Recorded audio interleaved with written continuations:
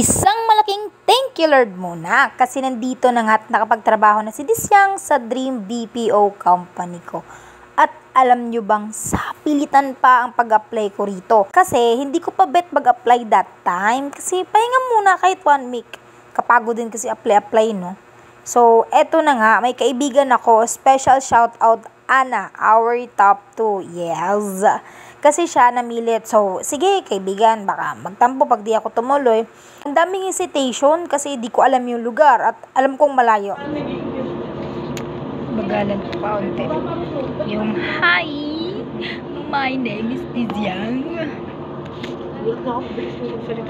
Ganun ako rapper. Hindi ko may pindahan to. Sino yung katabi ko?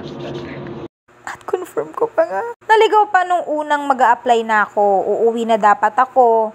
Nang ang isa kong kaibigan, si Vea, sabi, try mo na rin. Nandyan ka na eh. Sige, push na lang. Ang nakakaloka pa. Uy. Nagbablog kasi siya. Uy, hindi ah. Vlogger siyempre. 0.5. Tanggalin mo ka, pre. Sira. Di ako gaanong seryoso sa mga sagot sa interview kasi parang napilitan na nga. Kasi tinatamad pa mag-apply at malayo. Pumasa. Agoy commitment na. To be honest, hindi madali ang account namin dahil wave 1 kami. The pressure is so totoo. So real talaga. Best out of the best daw. Lutang kaya ako. Training, naka-virtual, tapos English Pukenin ang mga trainer, pati may mga classmate pa kami taga-US. A-Bay, nako, support namin nasa US pa rin. Partida, dugo-dugo na utak ko kaka-English. Walang halong biro yan.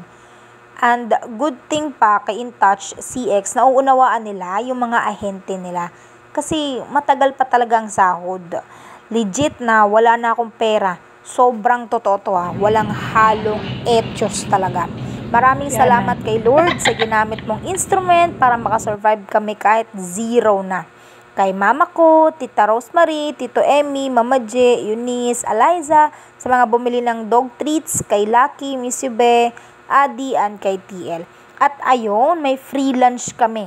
Coffee, donuts, noodles, at may pa-allowance pa sa near-peak attendance at walang late. Thankfully, nairaos ang training and A-Bay. Thank you Lord din kasi nakapasa kahit papano, top 4 pa nga, pero lutang din talaga madalas. Totoo yan. Kasi ang experience ko, kasama ang ka-team ko, kaso ayun, nakakalungkot din kasi hindi na nga buo.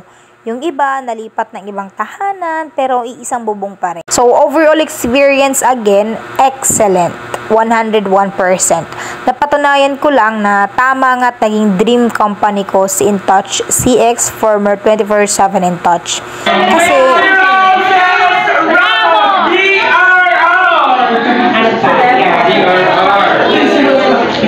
Ano right daw yung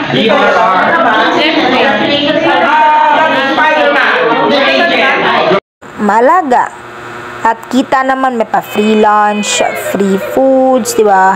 At celebration pa nga sa graduation namin. Walang sawang motivation. So, dalangin ko lang na sana magtagal ako rito to the point na 20 years. Ganun. Pero overall, Lord, let your will be done. And thank you so much. You got that big, big bubble butt. Better keep my mouth shut.